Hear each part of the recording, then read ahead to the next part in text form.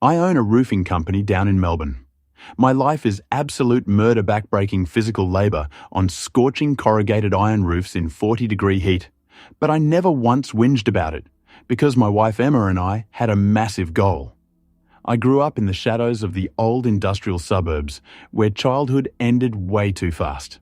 My own old man walked out on us when I was barely walking, leaving behind nothing but a mountain of unpaid bills and a massive void.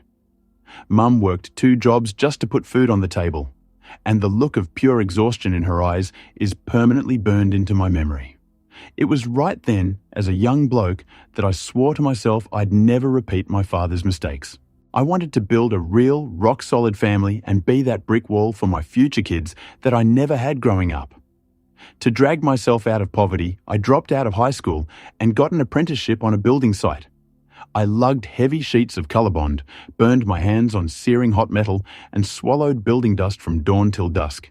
My palms turned into thick, permanent calluses, and my back started giving me grief before I even hit 25. But every single dollar I earned was another brick in the foundation of my future perfect life. When I finally managed to open my own roofing business, I felt an incredible sense of pride in how far I'd come. I naively thought that honest hard yakka and an open heart were guarantees that life would treat you right. When I met Emma, she seemed like the absolute embodiment of that dream of a bright, cozy home. I genuinely believed we were made for each other and was ready to throw the entire world at her feet. My soul, hardened by rough tradie work, completely melted at her gentle smile. I wanted to spoil her, protect her from any dramas, and give her the life she'd always dreamed of. But more than anything else in the world, I desperately wanted to hear the sound of kids laughing in our house. To me, fatherhood wasn't just the next step in a relationship, it was the ultimate purpose of my entire existence. I wanted to teach my kid how to kick a footy in the backyard, pick them up from school, and read them bedtime stories. That dream gave me the strength to drag myself out of bed at 5 a.m., even on days when I was so wrecked I could barely move my legs. I treated our marriage as something sacred, where we honestly split all the joys and the hardships right down the middle. I figured if I poured my absolute soul into our relationship, it would be the ultimate shield against any disaster.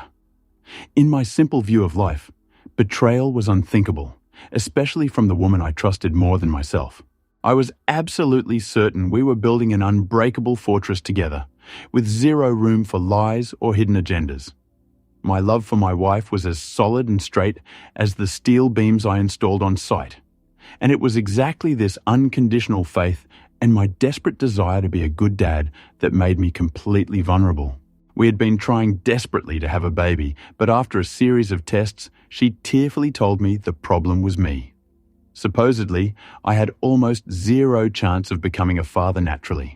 Feeling a massive, crushing sense of masculine guilt for depriving her of the joy of motherhood, I took on absolutely every single expense and started working 7 days a week to pay for endless, insanely expensive rounds of IVF at an elite private clinic.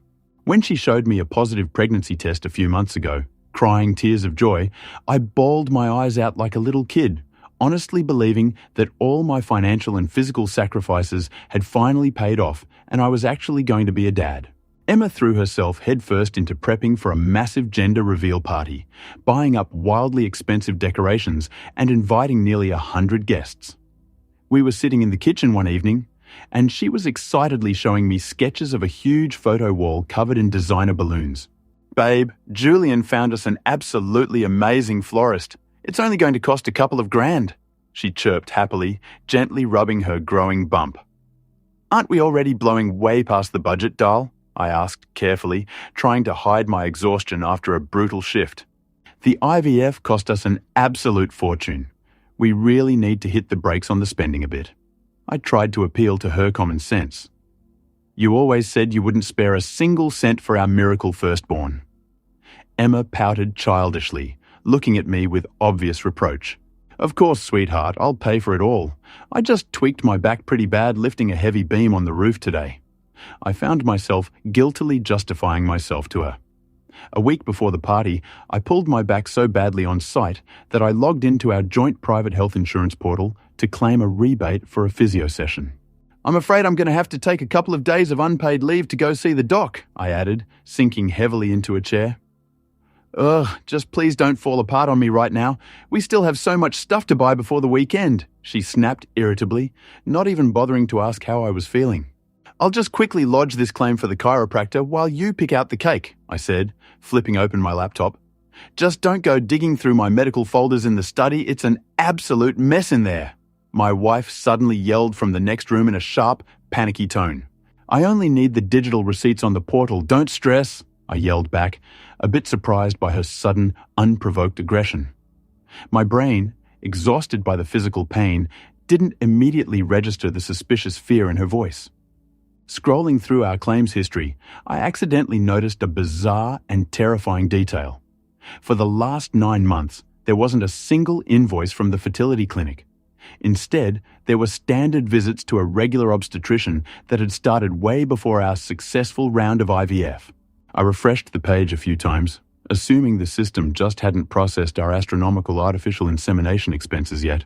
But the table remained exactly the same, showing standard pregnancy checkups during the exact months we were supposedly just prepping for the procedures. My heart started racing, and a nasty, sinking coldness formed in my chest as I realized there was a monstrous discrepancy. Where the hell did all those thousands of dollars I transferred to the clinic accounts actually go? I whispered under my breath, feeling my palms start to sweat. Emma, do you remember where the physical receipts for the first trimester are? I asked loudly, testing her reaction. They're with my accountant. I told you not to go digging into that. She snapped back viciously, turning on the tap in the sink to drown out any further conversation. That blatant lie was the final straw, forcing me to start looking immediately. Trying to make sense of this billing mess, I walked into her home office looking for the paper receipts and stumbled upon a locked medical folder hidden right at the bottom of her drawer, with an official DNA paternity test sitting inside it. The folder was made of thick plastic and secured with a small combination lock, which only skyrocketed my suspicions. I punched in her birth date, and the lock clicked open with a quiet snap, giving me full access to her filthy secrets. My hands betrayed me and shook as I pulled out a thick envelope bearing the stamps of a private genetics lab. Right next to it was a neat stack of fake medical reports outlining my supposed infertility, freshly printed on a color printer. I stared at this blatant medical forgery, completely unable to comprehend that the woman I shared a bed with was capable of such calculated malice. Unfolding the DNA test results, I braced myself to see the truth that was about to permanently nuke my entire world. The test results stated in black and white that, with 99.9% certainty, the biological father of the child was not me, but her best mate Julian, the bloke she had always introduced to me and our families as being 100% gay. I reread that line over and over again, until the letters started blurring into a solid black smudge before my eyes. The air was violently sucked out of my lungs, like someone had swung a sledgehammer straight into my chest. Julian. That same flamboyant, well-groomed Julian I used to sink beers with while he and Emma discussed curtain colours and the latest fashion trends. A bloke I welcomed into my home, considering him to be the safest, most harmless mate my wife could possibly have. My naivety and blind trust in their pure friendship now felt like the absolute peak of unforgivable idiocy. My brain flat out refused to believe this filth until I unlocked her iPad, left sitting on the desk, and read their secret messages. My fingers, calloused from heavy labour, fumbled against the screen as I punched in her passcode. I was still desperately clinging to a tiny shred of hope, praying to God that this was some sick prank or a massive screw-up by the lab. But the absolute horror that unfolded before me in their hidden chat instantly killed off every ounce of humanity I had left, replacing it with a primal, animalistic dread. It turned out Julian was never gay. They had been sleeping together for years, and the entire story about my infertility was masterfully fabricated using forged medical certificates. Every single message I read was dripping with venom, cynicism, and absolute contempt for me. I discovered that the diagnosis that had me crying myself to sleep at night, feeling like less of a man, was bought for a couple of $100 at some dodgy clinic. She had looked into my tear-filled eyes, stroked my hair, and comforted me, knowing full well I was perfectly healthy. I felt physically sick to my stomach realizing the diabolical cold-bloodedness she used to break my masculine pride. They cynically planned that I would bust my gut on the roofs and transfer them the cash for the fake IVF, which they literally just split down the middle, and then I'd financially support their biological kid in my house while Julian played the role of the fun, quirky uncle. These two scumbags regularly joked about how brilliantly they were milking me for new rounds of non-existent treatment. Tens of thousands of dollars, money I risked my life on slippery tin roofs under the blazing sun to earn, went straight into their secret bank accounts. They mocked my calluses, calling me a convenient, dumb worker ant who would provide a luxury future for their bastard child. Julian literally texted her, "Let the dumb tradie pay for the nappies and private school, while I come over for visits and enjoy our little one." In that exact moment, the agonizing pain tearing my chest apart instantly morphed into a freezing, scorching, absolute fury. I suddenly saw, with crystal clarity, that the woman I thought was the love of my life was just a parasite, cold-bloodedly sucking the blood right out of my veins. My dream of having a family had been brutally violated and turned into the dirtiest scam imaginable.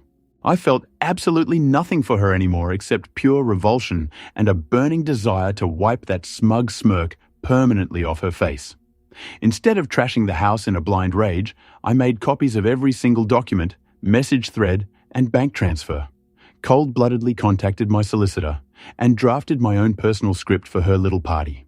I didn't scream, I didn't smash any mirrors, and I didn't storm into the kitchen screaming accusations, because those cheap emotions wouldn't give me the payback I was craving.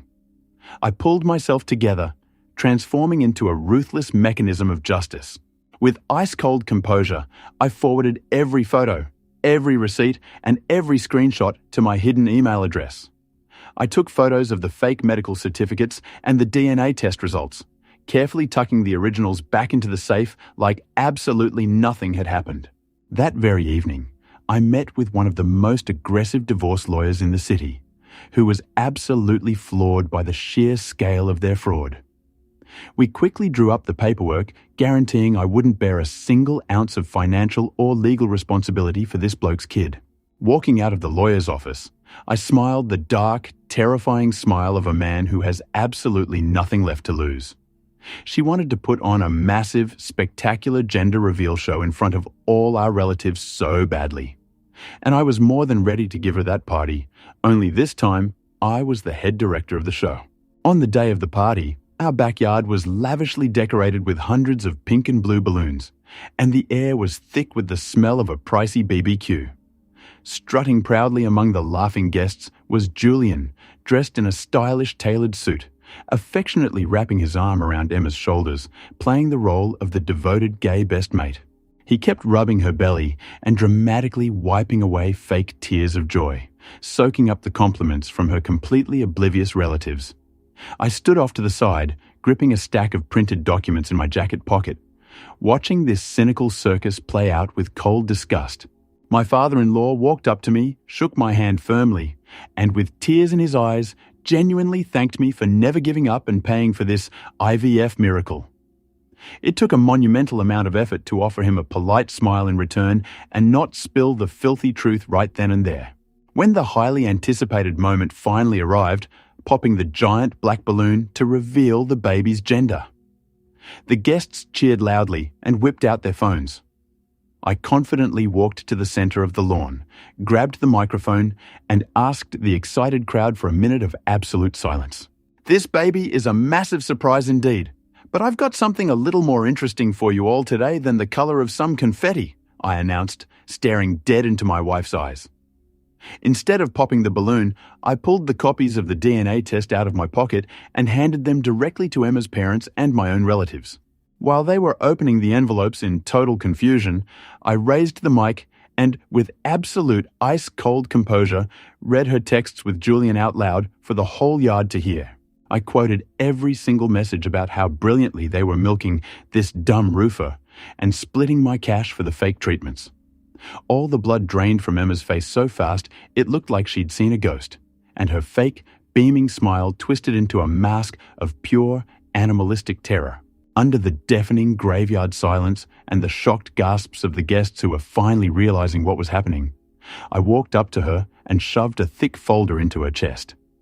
"These are the divorce papers and an official legal renunciation of paternity signed off by my lawyer," I declared loudly, articulating every single syllable.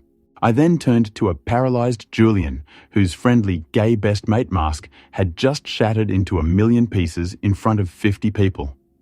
I informed them both that all our joint accounts were officially frozen, and ordered them to get the hell off my property right now before I called the cops to have them charged with criminal fraud. Emma's mother burst into hysterical tears of unbearable shame, and her father turned his back on his pregnant daughter in pure disgust, refusing to even look in her direction. As Julian cowardly bolted for his car, nearly tripping over the lawn, and Emma had a full-blown hysterical meltdown in front of her family who were burning with humiliation, I simply turned my back on them. I calmly walked back inside the house, poured myself a glass of cold water, and permanently erased those lying parasites from my life, keeping my hard-earned cash and my absolute pride intact. Exploiting someone's deep trust and faking medical infertility just to rob them blind is arguably the absolute lowest a human being can sink. What would you guys have done? Could you have kept your cool until the party to deliver a public nuclear takedown? Or would you have kicked them out the second you found that folder in the office? Make sure you drop your opinions in the comments below. I'm absolutely dying to know your reaction to this wild situation. Smash that like button if you think karma hit these scammers at the absolute perfect time. And of course, hit subscribe to our channel because we've got plenty more shocking and satisfying stories coming your way.